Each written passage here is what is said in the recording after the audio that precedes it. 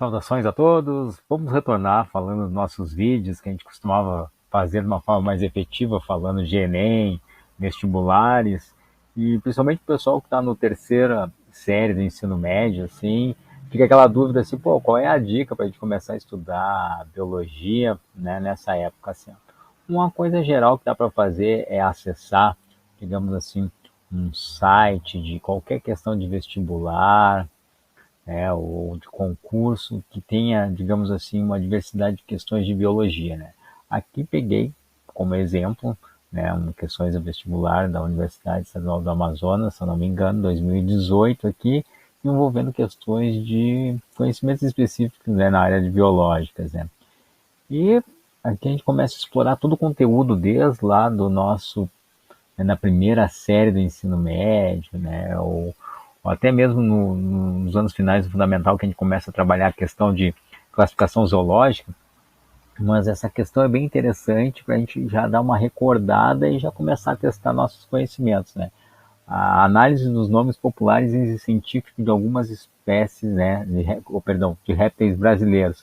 De uma forma geral, a gente tem que entender que a gente está falando aí de nomenclatura binomial, a nomenclatura de Linneu, né, binomial, porque, né, digamos assim, tem duas estruturas ali, né, quase um nome e um sobrenome, né? Então tem todas aquelas regras da nomenclatura, que são nomes latinizados, o primeiro, né, que é referente ao gênero ali, sempre com uma letra maiúscula, o segundo ali que já caracteriza a espécie sempre inicia com letra minúscula, mas assim, ó, a gente entender, a gente está vendo ali, né, o nome popular, né, a gente tem três jararacas, só para iniciar a nossa conversa aqui, ó, três jararacas, né, elas são as três, se a gente for ver o Protops, que é o nome do gênero, as três pertencem ao mesmo gênero, mas são de espécies separadas. Então, se a gente fosse falar aqui, ó, espécie diferente, se a gente fosse analisar aqui, vocês teriam aqui, ó, né, um gênero, né, Protops, e três espécies,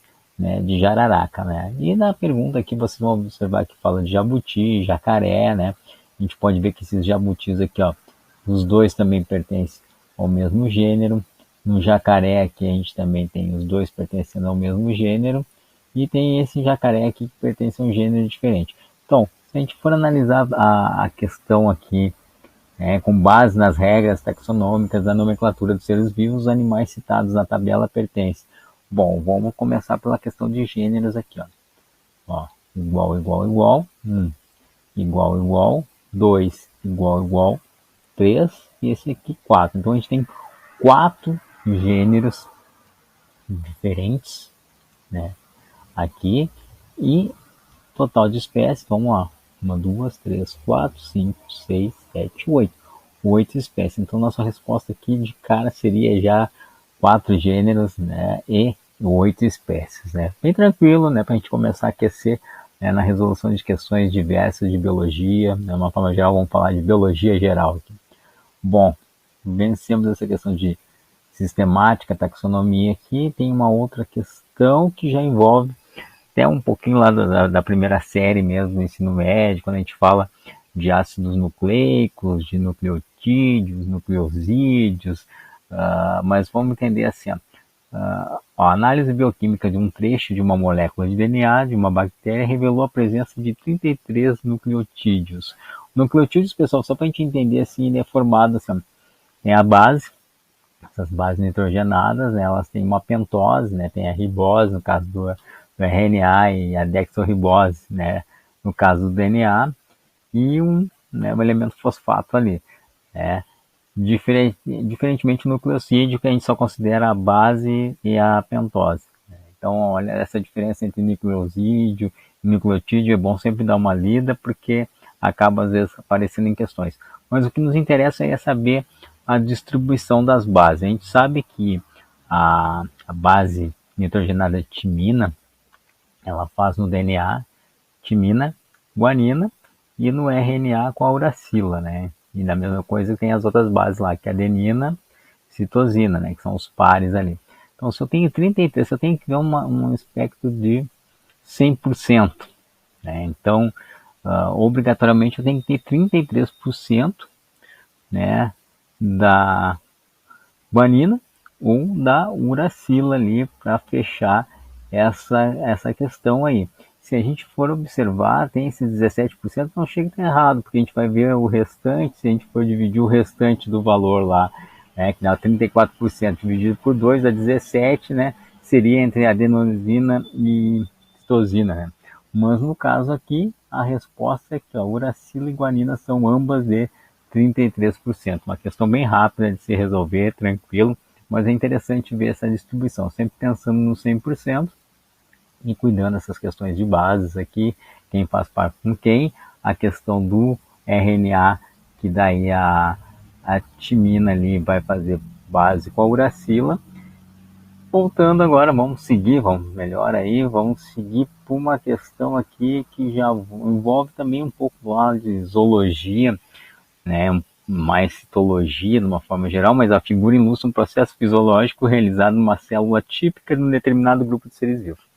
Quando a gente começa a trabalhar os seres vivos, principalmente quando a gente entra nos animais, o primeiro grupo lá, os poríferos, né, tem vídeo meu sobre isso aí, mas a questão assim, ó, os poríferos eles não têm tecidos verdadeiros, são um amontoado de células com funções específicas, né?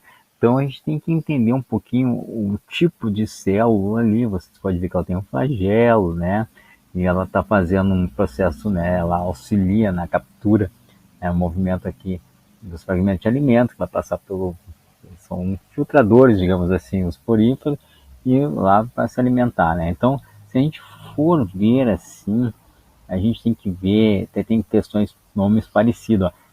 Quinodócito é bem parecido, mas é lá nos quinodermos, né? No quinodermos lá que são aqueles animais, medusa, de uma forma geral, que não confundo.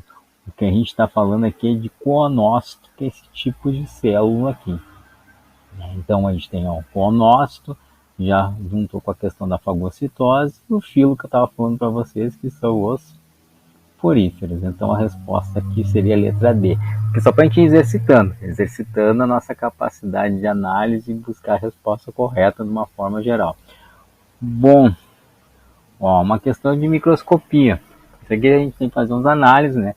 Vamos lá, no século XVII, o microscópio utilizado por Robert Hooke para as primeiras observações de células caracterizava-se por apresentar duas lentes, né? A ocular objetiva. Ocular, pessoal, aquela, né, perto dos olhos, né? Objetiva, aquela que fica mais próxima da amostra lá. Posicionada, tal característica permanece na maioria dos microscópios ópticos atuais. Perfeito. Para se obter um aumento de 100 vezes. É uma questão básica aqui de matemática, né? É necessário que as lentes ocular e objetivo possuam capacidade de ampliação de... Bom, pessoal, tem que chegar a 100 vezes. As oculares geralmente são 10 vezes. Então, 10 para chegar a 100, a minha objetiva lá tem que ser de 10. Então, 10 vezes 10 dá 100. Então, no caso aqui, a resposta é a letra E. Tá? Se fosse uma pergunta lá, se fosse 400 vezes, a minha objetiva lá teria que ser de 40 vezes, né? Então eu conseguiria multiplicando com a minha ocular, daria esse aumento aí. Tranquilo também, questão rápida de resolução, sem mistério. E vamos ver essa aqui. Sistema cardiovascular. Isso aqui é interessante, que a gente tem que ver a grande, pequena circulação, aquela questão da circulação coração-pulmão, coração-corpo, né? A gente tem a circulação pulmonar, a circulação sistêmica, né? Entender, né, nos mamíferos, no caso aqui, que a gente tem uma circulação fechada, né? E a pergunta aqui já nos leva à resposta. Sistemas cardiovasculares cada vez mais complexos, culminando na circulação classificada como dupla. Isso já passa duas vezes, né, pelo coração, né, como eu falei para vocês, né. Coração-pulmão, né, depois vai a questão, né, do pulmão volta ali para o coração lança para o sistema, né, para os tecidos. Então aqui a gente tem que entender que a pergunta é a característica principal que a gente tem.